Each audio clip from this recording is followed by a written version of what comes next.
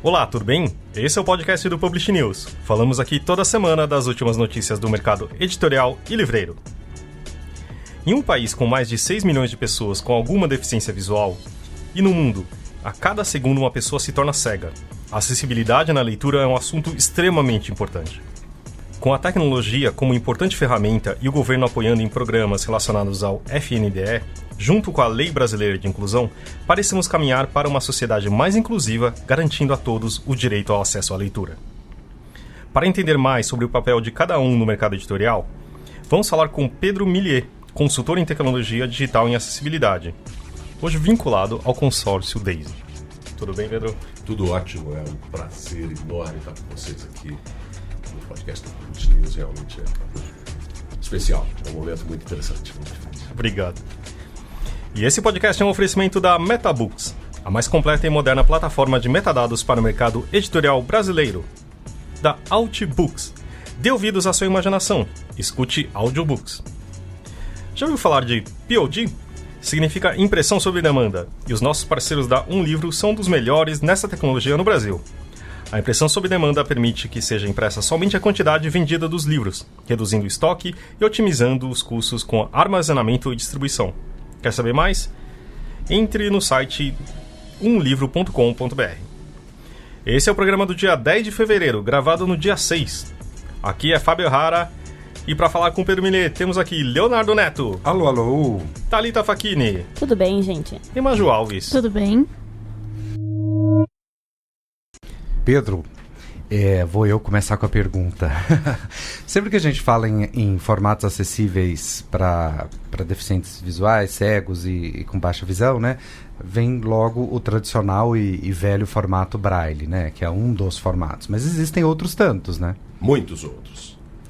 Na realidade, há todo um universo de possibilidades para você oferecer o acesso à leitura para as pessoas com deficiência visual. Você tem o campo digital, né, claro, mas primeiro a gente tem que entender que a gente não está falando aqui só de pessoas cegas. Desses 6 milhões e meio que a gente está comentando, cerca de 600 mil são cegas, né? Quase 6 milhões são pessoas com baixa visão. Então, um dos formatos que essas pessoas se utilizam é o tipo ampliado, é a fonte ampliada, né? O livro trabalhado com caracteres em fonte 24, 28, 20, né? Varia um pouco, né? Então, você vê que é um universo enorme de possibilidades, né? E o Braille é velho, mas está renascendo no campo digital também. Tem maquininhas, né? Tem e-readers de digital, que eu acho maravilhoso isso. Incríveis. E agora está sendo lançado, foi lançado agora na Inglaterra, um tablet Braille. Né? Quer dizer, porque até então já havia tablets que eram mixed tablets, né? Quer dizer, você tinha a parte digital, a tela, etc., e uma linha Braille, né, de leitura, né? Agora está sendo lançado um tablet que tem 9 linhas Braille, né, por 9 vezes 4, 40 colunas, né? O que permite a leitura não só de textos simples, né, de romances, novelas, etc., mas também permite a leitura de livros didáticos, de livros mais complexos, com tabelas. Quer dizer, ele forma como se fosse um relevo de acordo com, por exemplo, a ilustração em relevo, é algo assim? Isso. Ele tem em cada linha, né, ele tem 40 células Braille, como a gente chama, né, que são pontos em relevo, são 6 pontos, né, e com isso ele pode formar imagens, inclusive, imagens táteis, né? Ele pode formar tabelas, ele pode formar gráficos, ele pode oferecer fórmulas, etc. Né? Então é uma revolução mesmo. E as chances disso chegar no Brasil? Tem previsão? Olha, a gente acho que vai buscar. A gente está pensando em ir buscar para trazer primeiro, claro, como uma demonstração do que é possível, etc., né? E isso demora um tempo para você sedimentar como no espaço, até um espaço cultural do próprio cego, né? Para ele assimilar, né, esse tipo de tecnologia. O cego que está acostumado com Braille normalmente tende a ser mais conservador em termos de tecnologia, né? Mas há muitos que já estão começando a mergulhar nisso no Brasil. Fora do Brasil, na Europa, por exemplo, né, você vai ver na França quase todos os cegos, na Inglaterra quase todos os cegos têm um display Braille, como a gente chama, para leitura, um display digital Braille com uma linha, né? Ou 2 linhas às vezes, né? Porque são subsidiados pelos governos locais, né? Para as pessoas com deficiência visual. Então é interessante, né, que o Braille também está nesse movimento de se modernizar, né? De se digitalizar, exatamente, exatamente. E fora os leitores também, né? Os aplicativos, leitores de tela, esse tipo de coisa também, né? A sofisticação dos últimos 20 anos, a gente teve uma evolução no campo da tecnologia para a deficiência visual que mudou completamente a vida das pessoas. Totalmente mesmo, né? Desde formatos novos de livro, claro, livros digitais, né? O livro digital, antes de 2000, era uma coisa muito esparsa, né? E a partir daí os formatos começaram a se desenvolver, né? E depois com o smartphone, cara, quer dizer, eles carregam uma biblioteca, né? Assim como nós, né? Eles carregam uma biblioteca inteira dentro do smartphone, com leitores de tela. A evolução da qualidade das vozes, né? É algo abismal, é algo realmente desmesurado, é sensacional, né? Hoje você tem essas novas vozes que Google, Microsoft, etc. lançaram, né? E que são vozes que já começam a ter, inclusive, expressão emocional, né? Uhum. Tem o desenho, né? A prosódia, né? Da voz, né? O desenho melódico da voz, né? Traz já, né? uma possibilidade de expressão. Então, a leitura por essa voz passa a ser algo realmente mais prazeroso, inclusive. E a gente está vivendo aí, no mundo, em mercados mais maduros que o nosso, um boom do audiolivro. Aqui no Brasil isso tem acontecido também, não na mesma proporção, pelos motivos óbvios, mas está acontecendo. Você vê isso como um avanço para o leitor que tem algum tipo de deficiência visual? Eu vejo isso como um caminho sensacional, porque ele agrega duas novidades muito importantes. Uma delas é tornar claro o acesso ao acervo, né, muito mais amplo, né, porque a gente está tendo realmente um crescimento de acervo em livros digitais, em livros em audiolivros, significativo nos últimos, talvez 2 anos, né, 1 ano e meio, alguma coisa assim, chegando novos players aqui, né, novos atores nesse campo.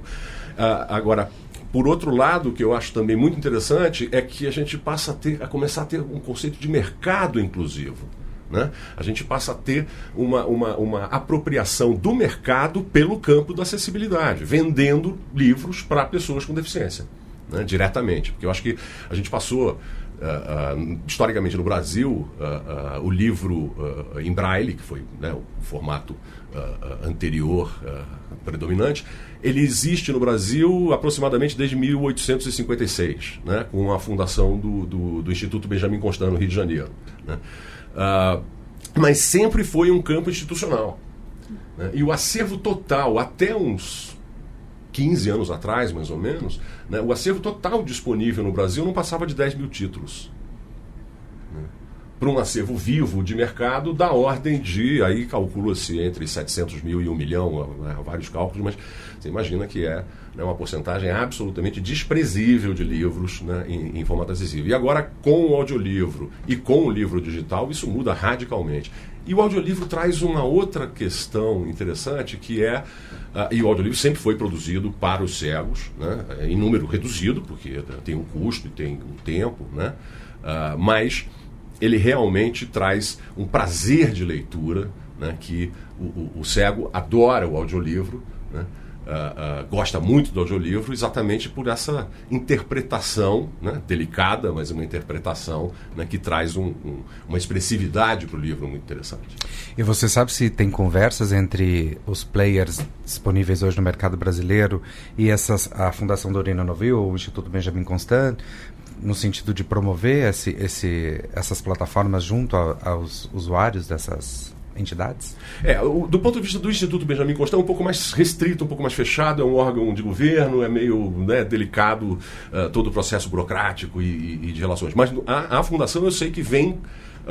eu trabalhei como parceiro da Fundação até 2016, basicamente, e já naquela época a gente já estava em contato com, né, players do campo do audiolivro no Brasil, e agora eu sei que eles estão ampliando essas conversas, inclusive creio que alguns livros que a Fundação produziu já estão sendo incorporados ao acervo desses desses novos aplicativos, né? Dessas novas redes de aplicativos. E não tem diferença técnica entre um e outro? Eu digo, a narração que foi feita nos últimos anos pela Fundação Dorina Noville, por exemplo, é uma narração parecida com um estúdio que grava para Storytel, por exemplo, ou para Outbooks. Sim. Eu acho que o conceito de gravação, do ponto de vista técnico, propriamente do processual, né, é um pouco diferente, porque a Fundação tem um modelo de gravação que foi estabelecido já há uns 15, 20 anos, e a Storytel, por exemplo, e o Book tem modelos mais contemporâneos, mais recentes de gravação. Do ponto de vista de técnica, do ponto de vista da qualidade da voz, do ponto de vista da gravação, em termos de interpretação, etc., não. Acho que é muito próximo. Uhum. Agora, talvez uma coisa que seja importante trabalhar com esses players seja a incorporação de elementos como descrição de imagens, né? Não são tantos os livros que eles fazem que têm imagens, né? Mas seria importante que eles começassem a valorizar esse lado também, né? Quando um livro tem imagens, seria importante eles incorporarem o conceito de descrição de imagem. Um marco importante, um marco legal foi a Lei Brasileira de Inclusão, né? E que teve reflexos, inclusive, no mercado editorial. Você pode contar para a gente um pouquinho de o que a lei, em que a lei tangencia, onde a lei tangencia com o mercado? Uau, a lei, ela não tangencia, ela intervém no mercado, né? Em primeiro lugar, ela estabelece a obrigatoriedade para as editoras de oferecer um formato acessível sempre que uma pessoa com deficiência quiser comprar, né? Então, se uma pessoa com deficiência entrar numa loja física ou numa loja virtual, né, e decidir por comprar um livro, se ele não estiver disponível normalmente em formato digital, o livro EPUB, o livro digital, né, a editora tem a obrigação de produzir este formato para vender para essa pessoa. E isso não só é uma lei, né, como também faz parte de um TAC, de um termo de ajuste de conduta feito entre Ministério Público, Sindicato Nacional, né, o SNEL, e entre Ministério Público e Abrelivros, né? Então você tem hoje realmente já um modelo de produção de livros acessíveis, obrigatório, tem prazos, né, diferenciados para cada tipo de livro. Então, nesse ponto de vista, já está incorporado. O que falta aqui é a comunicação e a informação para a pessoa com deficiência visual, nesse Brasil enorme, né, ter consciência desses direitos que ela tem, né? Esse é um ponto. O segundo ponto é que o desemprego a comunidade da pessoa com deficiência visual, né, é algo altíssimo. Quer dizer, você tem uma capacidade de compra também muito menor. Então tem que trabalhar esse outro lado para trazer essas pessoas, né, para dentro de um mercado e da possibilidade de comprar.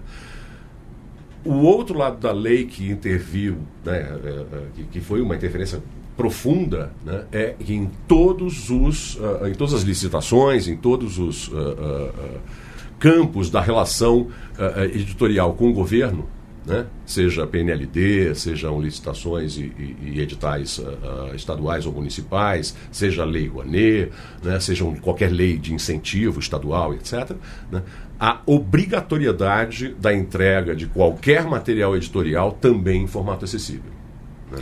E quando a gente fala na lei dessa obrigatoriedade, não é só no formato acessível para o deficiente visual, certo? Tem também para o deficiente cognitivo.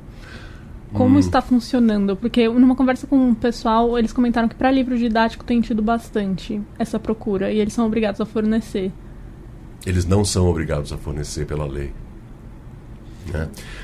Isso é algo que vem sendo discutido internacionalmente, mundialmente, né? Tanto que você tem o Tratado de Marrakech, que foi um tratado que beneficia as pessoas com deficiência visual, ou, na realidade, em inglês, print disabled, né? São pessoas que não têm acesso ao livro impresso, seja ele digital ou físico, né?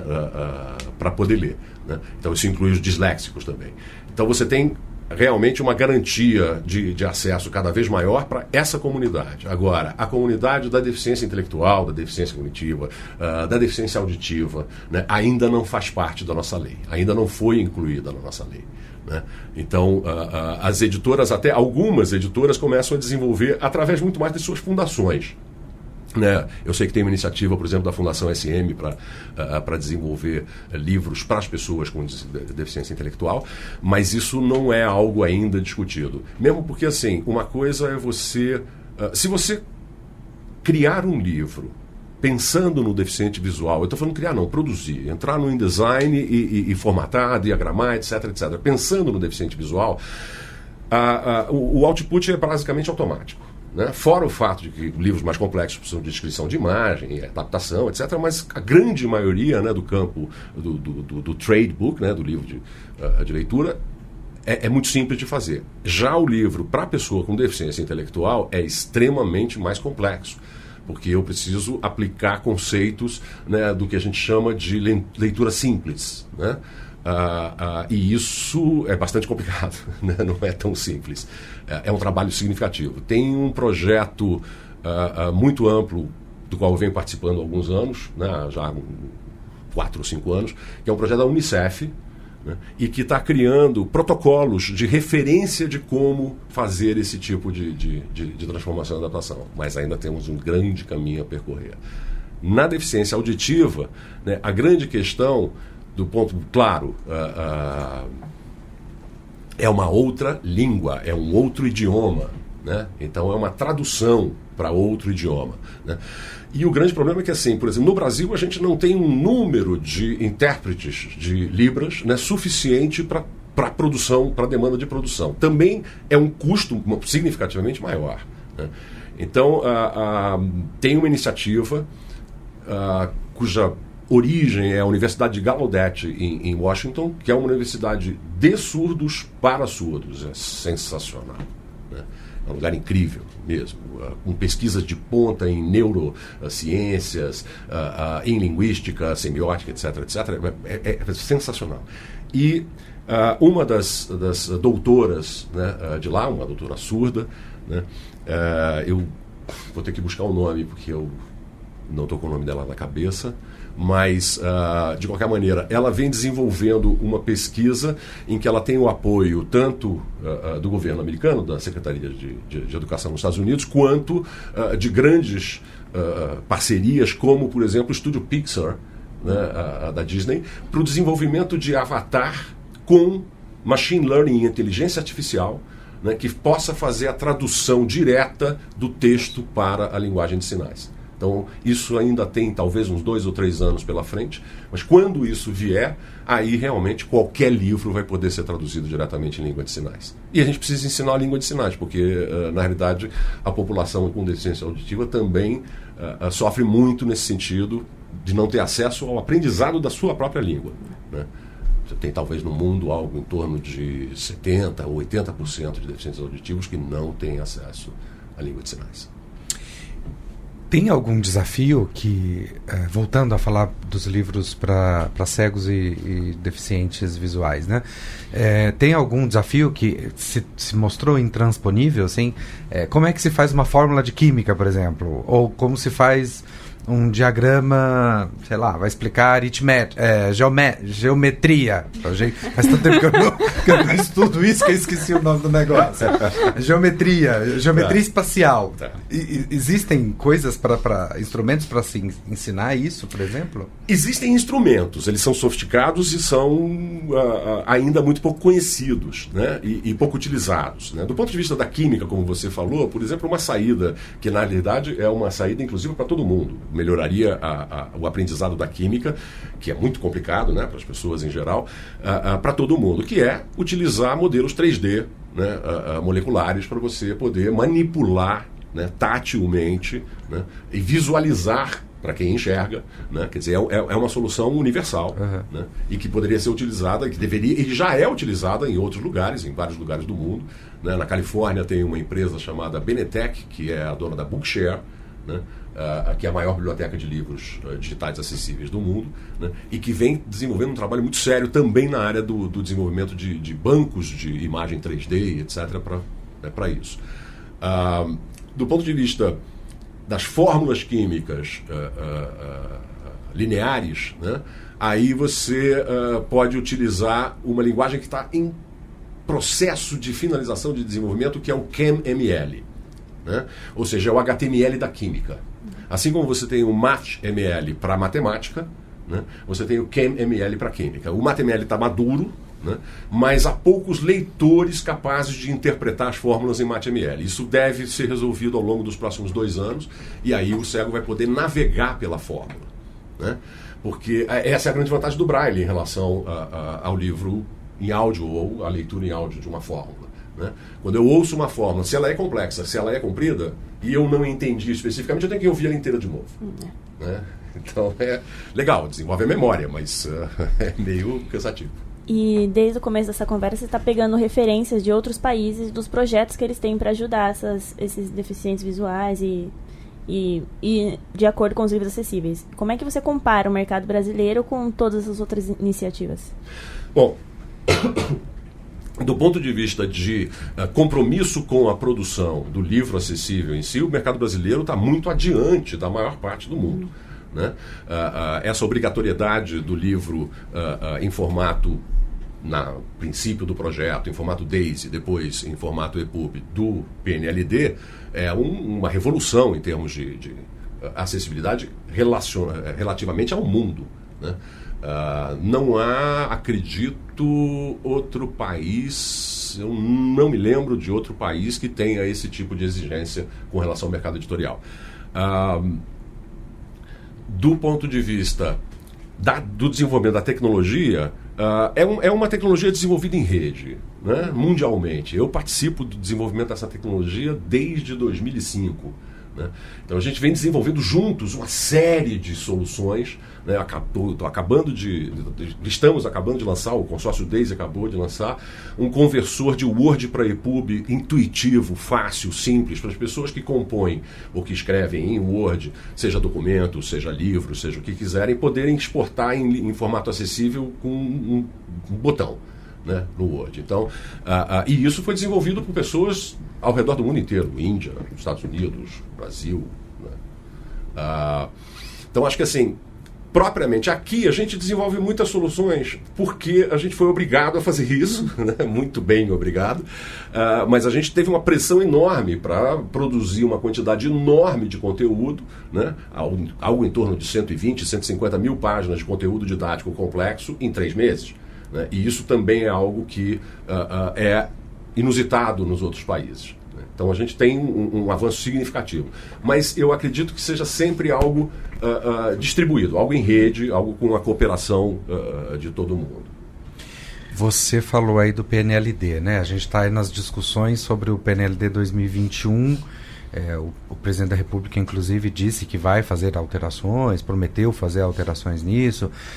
Mudou alguma coisa? Até neste presente momento, teve alguma alteração? Você vê a possibilidade de haver algum tipo de mudança que vai se interferir nessas questões dos livros acessíveis? Olha, até agora não. Eu não tive contato com nenhuma informação, né, que altere significativamente o que está acontecendo agora. Quer dizer, houve uma mudança no ano passado, né, em relação a quem produz o livro, da forma, quer dizer, qual é o contrato de produção do livro. Antigamente eram as editoras que contratavam os fornecedores de livro acessível, né, e agora passou a ser uma licitação direta com o FNDE. Né? Então, nesse sentido, mudou só o processo burocrático, mas a forma de se produzir, o conteúdo que se produz, as normas, né, que foram estabelecidas, essas normas já vêm de 2015, se eu não me engano, né, a última modificação das normas, com algumas pequenas modificações que a gente foi buscando otimizar essa normativa, mas não vejo, nesse momento, nada que interfira no processo. Há problemas burocráticos porque houve uma mudança total de equipe e a equipe que entra não tem ainda informação nenhuma. Eles não preservaram a história desse processo e aí tem que reconstruir toda essa história. Isso é um trabalho bastante amplo, mas do ponto de vista propriamente do formato de produção, etc., ainda não temos nenhuma mudança. Falando um pouco em formato, eu queria esclarecer algumas dúvidas até pessoais, mas assim, de acordo com a lei, uma das coisas assim, você tem que oferecer o livro acessível. Tinha uma dúvida na época, há algum tempo atrás, que era se algum deficiente pedir para a editora tem que ceder, quer dizer, gratuitamente um arquivo. Eu não sei, isso era um pouco corrente até. Não, você tem que, como você falou, isso não é exatamente isso, né? Não. Do ponto de vista da lei, não. Tá, então é só ele ter isso disponível para venda. Isso. Tá. E esse livro, ele pode ser um EPUB convencional, é isso? Se o livro é um romance, uma novela, só texto, né? Sim, ele é o EPUB convencional, exatamente como é. Se ele seguir as normas do EPUB tecnicamente, o livro está pronto para ser lido pela pessoa. Indo um pouco mais técnico, teoricamente, o EPUB que é vendido na maioria das lojas é o 2.0. Ainda assim, o EPUB 2.0 é acessível. Porque eu sei que o 3.0, teoricamente, um formato que é mais recente e seria mais acessível, é isso? Ele tem mais recursos de acessibilidade. Não é que ele é mais acessível. Ele tem recursos que facilitam algumas ações. Mas, do ponto de vista da leitura de um livro simples, texto, né? Um texto puro, né? Não faz muita diferença para o usuário ali. Né? Ele tem acesso ao índice, ele tem acesso às páginas, ele tem acesso, né, à navegação por parágrafos, etc. Então, e claro, ao texto. Né? Claro. Os sites das livrarias e das editoras em geral, estou falando uma coisa bem genérica, eles são acessíveis? Olha, as editoras se comprometeram pelo TAC, né, a fazer de todos os seus sites acessíveis. Eu diria que há uma variação entre a qualidade da acessibilidade delas, mas todas têm esse compromisso e a grande maioria já implementou, né, essa solução. No caso do TAC com o SNEL, né, que cobre mais as editoras menores, inclusive, também, né, e editoras... De interesse geral, né? De interesse geral, né, isso está mais concentrado no próprio site do SNEL. Que esse sim se tornou significativamente acessível e tem uma área, inclusive, para que o deficiente visual vá buscar os livros que ele quer, né, solicitar os livros que ele quiser em formato acessível. Tá, a pergunta é meio óbvia, mas assim, não adianta você ter livro acessível se você não consegue acessá-lo. Comprá-lo ou algo que vale. Né? Claro, toda a cadeia tem que ser acessível. E aí tem um outro trabalho interessante, que é o trabalho de metadados. Né, para que eu possa também encontrar os livros acessíveis quando eu faço uma busca. Né? Então, houve um trabalho do qual eu participo também, que estabeleceu novos conjuntos de metadados, né? Basicamente em Onyx, né? Em formato Onyx, ou Metabook vai curtir essa história, né? Em formato Onyx e em schema.org, que é um outro formato de metadados mais ligados a publicações web, né? Eles estabeleceram uma série de referências de metadados, né? De campos de metadados, né? Que estabelece, por exemplo, o que eu tenho de acessibilidade nesse livro? Eu tenho descrição de imagem, eu tenho ordem correta, eu tenho... Está ótimo. Né? Então, esse é um outro grande avanço que a gente precisa implementar aqui. E Pedro, a Maju tem perguntas de leitores, mas eu queria fazer uma outra pergunta antes, te furando, Maju, só um minutinho. Como a gente está falando com editores e livreiros, né, mas mais editores do que livreiros, inclusive, que é o nosso público ouvinte, eu queria saber de custos. Assim, quanto custa, por exemplo, para eu transformar um livro texto meu, que eu acabei de publicar, de, sei lá, 200 páginas em um livro acessível? Olha, o custo por página hoje vai variar um pouco entre os fornecedores, né? Vai variar de acordo com a complexidade, inclusive, da estrutura do seu livro, né? Mas ele vai variar entre algo em torno de 5 por página, né? Até, se for um livro infantil cheio de imagens, se for uma história em quadrinhos, né? Aí ele pode chegar talvez a 15, 20, 25 por página, tá? Para livros didáticos é uma outra história, né? A gente tem que realmente analisar vários outros fatores, né? Mas vai variar também entre 20, 40, 50, dependendo se for matemática complexa de segundo nível, etc, etc. Né? Mas o custo está dentro dessa... Eu acho que é um custo bastante acessível, né? Quer dizer, face aos custos de produção de livros, principalmente livros didáticos, isso é um custo quase desprezível, né? Por outro lado, o que se tem que pensar também é como investimento, não só como custo, né?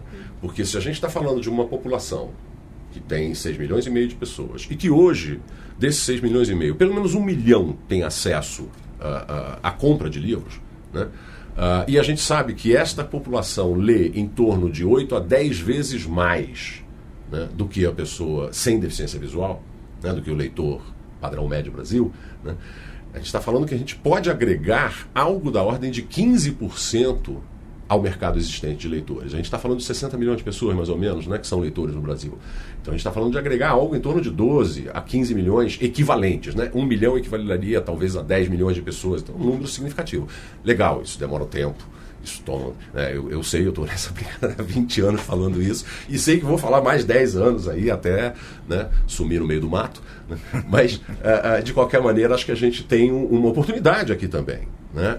E veja bem, o ato de acessibilidade na União Europeia, que foi editado no começo desse ano e que propõe que em 5 anos tudo na União Europeia vai ser acessível, né? Fez um estudo sobre quanto existe de dinheiro disponível no mundo para comprar coisas acessíveis. Anualmente, 1 trilhão e 200 bilhões de dólares. É muito dinheiro que está aí, esperando, né, produtos que sejam adequados e que sejam legais para isso. Só no mercado editorial na Europa eles têm uma perspectiva de acrescentar 360 bilhões de dólares ao longo dos próximos 5 anos. Uau. Nós recebemos online a pergunta do Leonardo Borba, que é: quais são as novidades e em que velocidade avança a inovação nesse segmento da acessibilidade?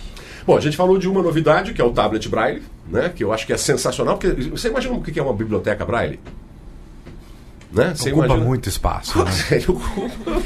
E esses dias eu fiquei sabendo que os livros Braille têm uma validade, né? Eles deixam de ser funcionais a partir de um determinado tempo. Exato. E aí depende de como você armazena, né? Depende da umidade, depende de tudo isso, claro, para todos os livros. Mas para o livro Braille, normalmente a vida útil dele numa biblioteca não passa de 2 a 3 anos, né? Se ele for realmente usado, né? Se ele for lido, porque o uso desgasta o relevo do ponto, né? O outro aspecto de inovação da acessibilidade, aí a gente falou também da questão, aí a gente falou também da questão do avatar, né, para a pessoa com deficiência auditiva, que vai transformar a vida dessas pessoas nesse acesso. Do ponto de vista do deficiente visual, os avanços agora são refinamentos, né, são refinamentos significativos, mas tem desafios, inclusive esqueci de um desafio incrível, que é a interatividade. Né? Quer dizer, mesmo no campo didático, exercícios interativos, né? Que são as coisas mais criativas, né? Realidade virtual, realidade virtual, exato, realidade aumentada, etc. Isso é um desafio ainda e a gente está buscando soluções para esse tipo de conteúdo, né? Tornar eles acessíveis. Mas é uma briga. E algo que a gente está vendo crescer significativamente são ferramentas de leitura cada vez mais sofisticadas, cada vez mais elaboradas, né, do livro em EPUB, e a mudança, inclusive, do próprio livro EPUB, que deixa de ser o formato EPUB daqui a um pouco de tempo, e passa a ser o que a gente chama de publicações web, né, empacotadas, né? Então, porque houve uma fusão do consórcio que desenvolveu o conceito do EPUB, que é o IDPF, com o W3C, né? Na realidade, o W3C subsumiu o IDPF, né? E com isso o formato do livro está passando por uma transformação significativa. A ideia é que em talvez 2 anos, né, os livros possam ser lidos integralmente com todos os recursos de leitura nos browsers. Diretamente nos browsers, de uma forma muito mais simples. Esse é outro aspecto. Um aspecto bastante significativo é a qualidade das vozes. Realmente é algo, sabe assim, eu estou brincando com isso, né, trabalhando com isso, me envolvendo com isso, na realidade há cerca de 40 anos. Né? E essa coisa da voz sintetizada é algo incrível. Né? E eu acho que também em 2, 3, 4, 5 anos a interface de voz com computadores, a gente já usa, né? A gente já usa para um monte de coisas, mas ela vai ser uma interface quase que preferencial da gente. Você vai chegar em casa mesmo e vai falar, né? Sabe assim, né? Esquenta meu café, né? Prepara meu banho, etc, etc, né? Esse negócio de preparar banho é legal, né? Alexa. Obrigado, você acabou de ativar a Alexa de todo mundo que está ouvindo. Alexa, parar. O Pedro, outro dia eu tive com o Sérgio Alves, que é um grande amigo, e ele me apresentou um livro que estava sendo produzido pela ED5, como sendo um livro universal ali, né? Então, tanto o deficiente visual, como uma pessoa que não tem nenhum tipo de deficiência, o deficiente auditivo, ele poderia ler aquele livro porque tinha ali formas digitais de te levar para o livro em libras, te levar para a descrição da imagem, etc. Eu queria que você falasse um pouquinho sobre esse conceito do livro universal. Tá. Eu fui convidado por esse grupo da Unicef, que é a secretaria da Unicef para criança com deficiência em Nova York, né, no Centro Mundial, para participar desse projeto em 2015. E a gente começou a discussão desse projeto do ponto de vista de como criar o conteúdo para essas várias comunidades, né? E aí a ideia foi distribuir isso em vários grupos ao redor do mundo, né, participando Canadá, Paraguai, Quênia, Austrália, quer dizer, gente muito diferente para realmente compor algo que pudesse ser uma solução mais internacional. Criou-se, através desse trabalho, uma série de referências, né, padrões, normas de produção do conteúdo, não do ponto de vista propriamente do conteúdo como o que tem ali no texto, mas como adaptar os conteúdos, né, a essas várias necessidades, né? E um estudo mais elaborado, inclusive, sobre a linguagem simplificada, né, porque é algo que ainda está buscando um lugar ao sol, né? A partir daí começou a se desenvolver soluções técnicas que pudessem apresentar esse conteúdo para todo mundo.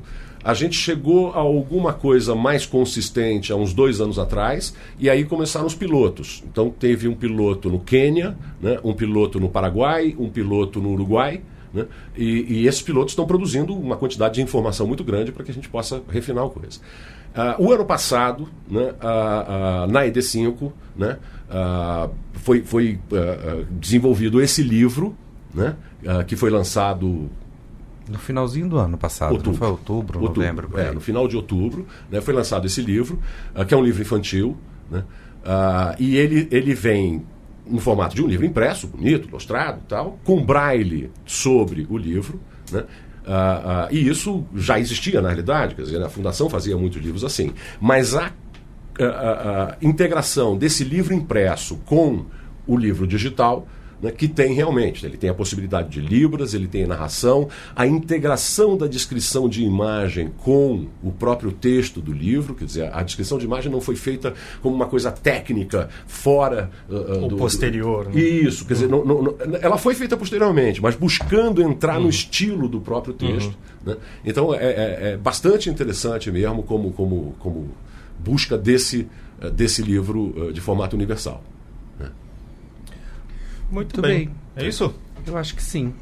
Vamos agora para o nosso momento Metabooks e depois vamos para as indicações.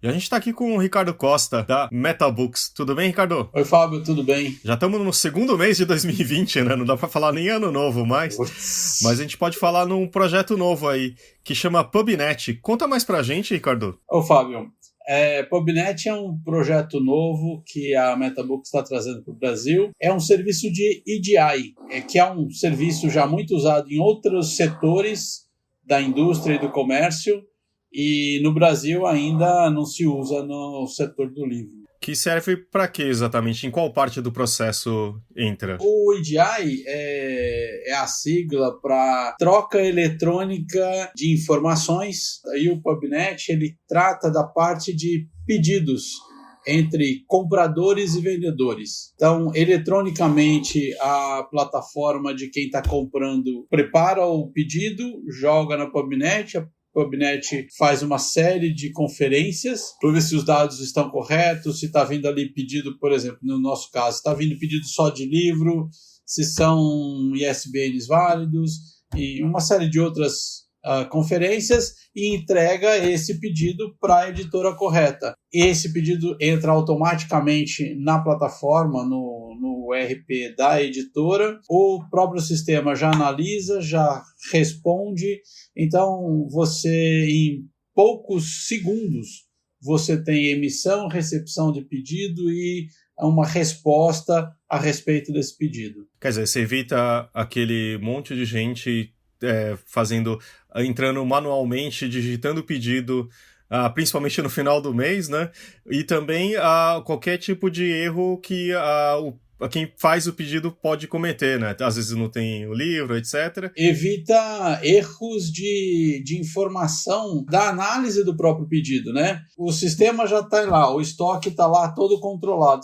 O sistema sabe se tem o livro ou não tem, né? E como você falou, uma coisa que acontece, não tem como. Uma vez ou outra você vai digitar, o 2 e o 3 estão um do lado do outro. Então a gente elimina erros de digitação, agiliza o processo, garante a resposta correta de tem, não tem, preço, desconto, tudo isso está lá já setado nos sistemas, e ele vai até o nível de te informar. O último documento é o documento onde o vendedor informa ao comprador quando o produto vai ser entregue, onde vai ser entregue, quantidade de caixas que serão entregues e a nota fiscal, obviamente, né? Então é só procurar o time da MetaBooks, que você pode encontrar todas as informações no metabooks.com. Isso aí. Lá no site tem, inclusive, uma abazinha lá no menu PubNet, para quem quiser conhecer um pouquinho mais, assim, já de imediato, ou entra em contato com a gente. Estamos à disposição. Beleza, então. Ricardo, muito obrigado. Até a próxima. Valeu, Fábio. Um abraço a todo mundo aí. Vamos então para as nossas indicações? Quem quer começar? Eu posso começar, que eu tô com a minha ponta na ponta da língua. Vai lá. Hoje eu tô falando que semana passada eu não vim, tava com saudades. A Thalita, essa menina que tá aqui na minha frente, ela me mandou uma planilha de todos os bloquinhos de carnaval. São Paulo, Rio de Janeiro, Florianópolis, Fortaleza, Brasília, São Luís. É maravilhoso, que ali tem todas as informações que você precisa saber. Por exemplo, a gente vai ao ar na segunda-feira, também conhecido como dia 10. Dia 10. Dia 10 não tem nem um bloquinho aqui, mas vou colocar no dia 11. Tem Charanga do França, aqui em São Paulo. Na terça-feira? Na terça-feira. Bloco do Água Preta, mais enfim. E tem todas as informações. Qual é o tipo de público, se é hétero, se é gay, onde vai acontecer, quanto custa, tem se é criança grátis. Também? Tem uma aba para crianças em São Paulo. Uau. O horário, a chance de você ser assaltado ou não, que vai de média muito alta, ou com certeza você vai ser assaltado. Só falta o preço da cerveja. O tipo de público que vai... O preço da cerveja não tem, acho que é tabelado, inclusive, né? E o link pro evento no Facebook. E tem as observações, né, também, o que cada bloco, o tipo de público... Por exemplo, um bloco aqui que eu não sei qual é, ele é formado por publicitários mal pagos. Muito bom. Muito. Então, como eu vou colocar... A gente vai colocar aqui sim, o link tá na descrição, não é isso? Isso, o link. Tá bom, já vou te mandar o link, Fábio. Muito bom. Carnaval profissional e tecnológico. Quem vai agora? Eu vou indicar 2 séries. Primeiro, Next in Fashion, que a desqualificada da Bia me indicou.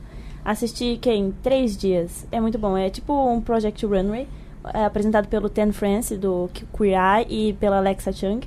E aí são pessoas que estão lá para fazer coleções de moda. É muito legal. E a segunda? E a segunda é Sex Education, porque em tempos de campanha de abstinência sexual para adolescentes... Afinal, isso realmente vai resolver. Uma série como Sex Education é muito boa. Vale muito assistir. Talvez até algumas pessoas lá em Brasília precisem assistir. Com certeza. Maju?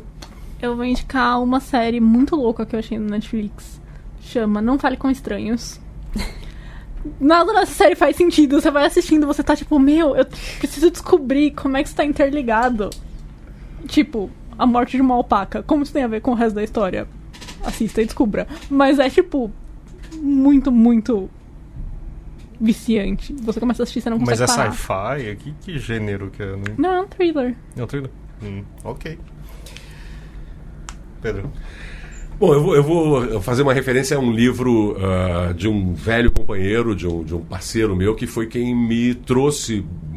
basicamente me trouxe para esse campo todo, né? Eu trabalhei com o Serginho Sá, músico, um gênio da música, um cara impressionantemente capacitado, talentoso, durante 10 anos, cego. Né? E depois a gente se separou e tal, mas nos mantivemos conectados a vida inteira, e ele escreveu um livro chamado Feche os Olhos para Ver Melhor. E é a experiência de vida dele. né? A história é um pouco de todo esse mundo que ele viveu, né? Desde ele é cego de nascença, né? Então todo o esforço da família para dar capacidade a ele de explorar as possibilidades todas dele, né? O primeiro gravador cassete dele quando ele tinha 3 anos de idade. Então toda essa história dele primeiro que o Serginho é um cara muito talentoso também para escrever, né? É um grande músico e escreveu muito bem, né? Então acho que é um livro que traz essa experiência, né? Ele traz realmente a vivência afetiva, os preconceitos, as questões todas, né? De como viver nesse mundo sendo cego. Então acho que é bem legal. Muito bem.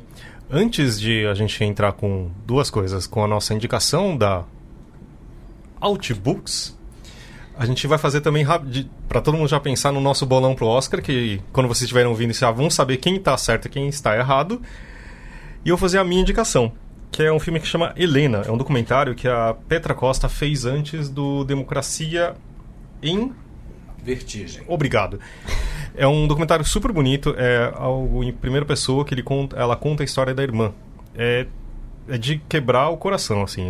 Realmente é muito intenso, é lindo a fotografia e a história realmente é bem, acho que importante das pessoas ouvindo. Eu vou pular o bolão, porque eu acho que eu não assisti nenhum filme, porque eu só penso numa coisa. Carnaval? Em terminar meu livro. Então tá bom. Eu tô esperando. Pesadelo. Quem quer começar? Vamos falar só de melhor filme e diretor? Acho que só pra... Tudo bem. Vamos lá, Eu acho que o melhor filme vai pra 1917. Também. Ou Once Upon a Time in Hollywood. Putz, eu li muito sobre esse filme, eu tô louco pra assistir, mas não Eu assisti acho que ainda. infelizmente vai ganhar, mas acho que Parasita deveria ganhar. Mas enfim, você... Parasita me impressionou profundamente uma meia hora depois que eu acabei de ver. Nossa, não, mas é porque é uma coisa assim, tem muita camada ali. E ele começou a fazer, né, Se tremores sentir ali, né? internos. Né? Eu também acho que mereceria. Eu não acredito que vá ganhar, mas é muito forte. Então tá bom. Vamos agora para a nossa indicação da Outbooks. E obrigado, gente. Até a próxima segunda-feira. Tchau. Tchau, tchau. Olá, ouvintes do podcast Publish News. Meu nome é Marina Cortez e hoje eu vou dar uma super dica de um audiobook, que é o Vox, da autora Christina Dauscher. Nessa história, o governo dos Estados Unidos decretou que as mulheres só poderiam falar 100 palavras por dia a partir daquele momento. E, além disso, as crianças também não poderiam mais ser alfabetizadas, as meninas, e as mulheres também não podiam mais trabalhar. A protagonista é uma médica, uma mulher super forte, e ela decide que isso não pode ficar assim, que ela precisa lutar por ela, pelas outras mulheres, pela filhinha. E aí, ela vive um monte de aventura para tentar ir contra o governo dos Estados Unidos e recuperar sua voz.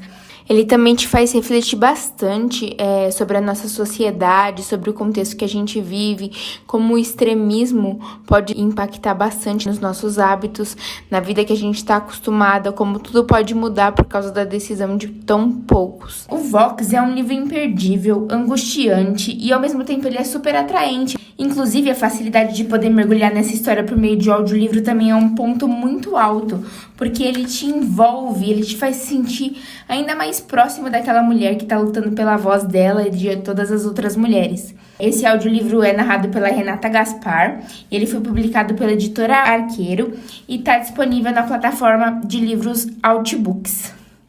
Então é isso, pessoal. Espero que vocês gostem. No meu quarto, como em todas as noites, me enrolo numa colcha de palavras invisíveis, fingindo que leio, deixando os olhos dançarem sobre páginas imaginadas de Shakespeare. Se estiver me sentindo extravagante, meu texto preferido pode ser Dante em italiano antigo. Hoje me sinto presa a um léxico esquecido. Imagino como as mulheres italianas iriam se virar se os novos caminhos do nosso país se tornassem internacionais. Talvez elas passassem a falar mais com as mãos. Mas a chance de nossa doença se expandir para os outros países é pequena. Antes que a televisão se tornasse um monopólio federalizado, antes que os contadores fossem postos nos nossos pulsos, eu assistia aos noticiários. Al Jazeera, BBC, 3 canais da rede italiana Rai e algumas outras emissoras com programas de entrevistas. Patrick, Steven e eu os víamos depois de as crianças irem para a cama. A gente precisa mesmo ver isso? Resmungou Steven.